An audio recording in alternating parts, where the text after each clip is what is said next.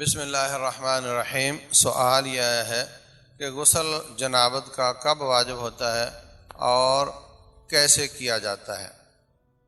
پہلی بات تو یہ سمجھیں کہ اللہ تبارک و تعالیٰ نے کمال فضل کرتے ہوئے ہمیں یہ باریک باریک احکام بیان فرمائے ہیں جن کو پوچھنے میں یا بتانے میں بعض لوگ شرم کرتے ہیں، جبکہ اللہ سے زیادہ کوئی حیادار نہیں ہے۔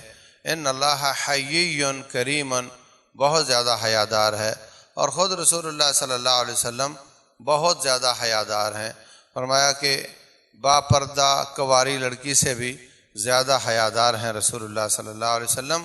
لیکن جب اللہ نے یہ مسائل بیان کر دیے اور ان کے رسول نے بیان کر دیے تو پھر ہمیں نہ پوچھنے میں اس میں حیا آڑے آنی چاہیے اور نہ ہی بتانے میں۔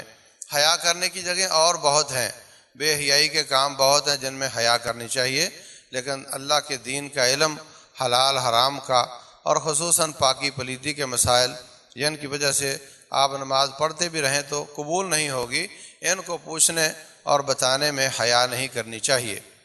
تو پہلی بات تو یہ کہ غسل کب واجب ہوتا ہے؟ دو اسباب ہیں۔ اللہ تعالیٰ فرماتے ہیں خلق من ماء دافق، کہ انسان اچھل کر نکلنے والے پانی سے پیدا ہوا ہے۔ تو خواب میں کوئی خواب آ جانے کی وجہ سے، سوتے میں یا جاگتے میں کوئی باتیں یا کام یا بیوی کے ساتھ ہٹکیلیاں یا بیوی کے پاس جانے کی وجہ سے اچھل کر نکلنے، پانی کے نکلنے والی جو کیفیت ہے اس سے غسل واجب ہو جاتا ہے۔ ایک سبب تو یہ ہے، اور دوسرا سبب ہے بیوی کے پاس جانا، اس میں پانی نکلے یا نہ تب بھی غسل واجب ہو جاتا ہے۔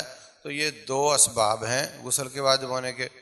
بعد نے اس میں یہ بھی شامل کیا کہ جب کوئی بندہ مسلمان ہونا چاہتا ہے تو بھی غسل کرے، کیونکہ وہ پہلے تو کبھی اس نے غسل کیا نہیں، وہ پلید ہوتا رہا ہوگا اور نہیں غسل کیا ہوگا، تو اب وہ مسلمان ہوا تو غسل کرے۔ تو بہر صورت بسا اوقات کوئی غلط سلط جگہ پر نظر پڑ جانے، یا کان میں کوئی بات پڑ جانے کی وجہ سے، یا فون پر اپنی بیوی سے باتیں کرتے ہوئے کوئی لیس دار مادہ خارج ہوتا ہے، وہ اس سے غسل واجب نہیں ہوتا۔ اس سے آپ کپڑا دھو لیں، استنجا کر لیں، وضو کر لیں، لیکن جس میں اچھلنے کی کیفیت ہے اس سے غسل واجب ہوتا ہے۔ جہاں تک تعلق ہے کہ کیسے کرنا ہے، تو پہلی بات تو یہ کہ اچھی طرح استنجا کریں۔ جہاں جہاں پر آپ کا ہاتھ بعد میں نہیں جانا، وہاں پیشاب پخانے والی جگہ، چھپی ہوئی جگہ ساری اچھی طرح دھو لیں۔ اس کے بعد ہاتھوں کو صاف کریں مٹی کے ساتھ یا صابن کے ساتھ۔ نیت کریں کہ میں پاک ہونے کی نیت سے نہا رہا ہوں، غسل واجب کر رہا ہوں، یہ نیت کریں، اور بسم اللہ پڑھ کر غسل شروع کریں۔ واش روم میں جانے سے پہلے بسم اللہ پڑھ لیں اور جاتے ہی غسل شروع کر دیں۔ اور اگر پہلے آپ جیسے آج کل نہانے کا اور پیشاب کرنے کا ایک ساتھ ہوتا ہے، تو آپ پیشاب کر لیں، استنجا اس طرح کر کے باہر 1 سیکنڈ کے لیے آئیں، بسم اللہ پڑھ کر واپس چلے جائیں۔ تو جا کر آپ وضو والے اعضاء دھوئیں، کلی کریں، ناک میں پانی چڑھائیں، منہ دھوئیں، ہاتھ دھوئیں۔ اب سر پر مسح کرنے کی اس لیے ضرورت نہیں کہ اب آپ نے سر میں پانی ڈالنا ہے تو گیلا ہاتھ پھیرنے کو مسح کہتے ہیں۔ اب آپ نے ہاتھ بھی پھیرنا ہے اور اس نے گیلا بھی ہونا ہے تو وہی آپ کا مسح ہو جائے گا۔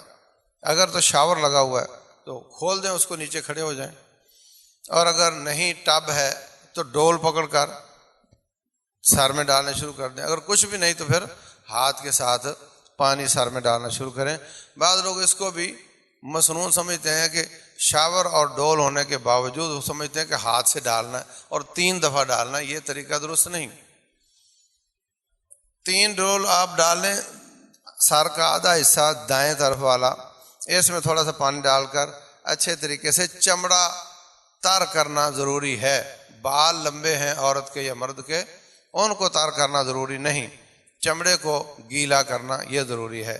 تو اچھے طریقے سے انگلیاں اندر ڈال کر چمڑا گیلا کر لیں، اور اس کے بعد اپنے جسم پر ایسے پانی کو مسلیں جیسے تیل لگایا جاتا ہے۔ جب آپ کا جسم تر ہو گیا اس کے اوپر اب آپ پانی دائیں طرف ڈالیں گے تو سارے جسم کو گیلا کرتا ہوا چلا جائے گا۔ اسی طرح الٹے ہاتھ کی طرف اسی طریقے سے چمڑے کو تر کرنا اور پانی کے ساتھ جسم کو گیلا کر کے پانی بہانا، پورا جسم آپ کا گیلا ہو جائے۔ اس دوران نہ آپ کی ہوا خارج ہو اور نہ آپ کا ہاتھ پیشاب کھانے والی جگہ پر لگے، تو باہر اس کے بعد باہر نکل کر آپ پاؤں دھو لیں۔ اگر سیور سسٹم ٹھیک ہے، آپ نے چپل پہنی ہوئی ہے تو اندر بھی پاؤں دھو سکتے ہیں۔ عہد نبوت میں وہ سیور سسٹم نہیں تھا، وہیں پہ پانی جمع ہو جاتا تھا تو باہر نکل کر پاؤں دھوئے جاتے تھے۔ پاؤں دھو لیا آپ نے تو اس کے بعد وہی دعا پڑھیں جو وضو کے لیے پڑھی جاتی ہے، تو یہ آپ کا وضو بھی ہو گیا، غسل بھی ہو گیا۔ اس کے ساتھ آپ نماز بھی پڑھ سکتے ہیں۔ تو اگر پانی کم از کم بہایا جائے تو یہ زیادہ مسنون طریقہ ہے، پانی ضائع نہیں کرنا چاہیے۔ بعض لوگ نماز اس لیے لیٹ کرتے ہیں، وہ جی مجھے نہانا تھا اس لیے میں لیٹ ہو گیا، حالانکہ غسل پر اور وضو پر ایک جتنا ہی وقت لگتا ہے، زیادہ نہیں لگتا۔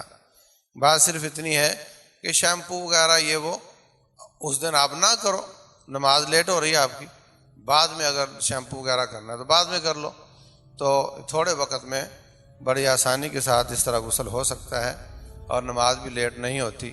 واللہ اعلم۔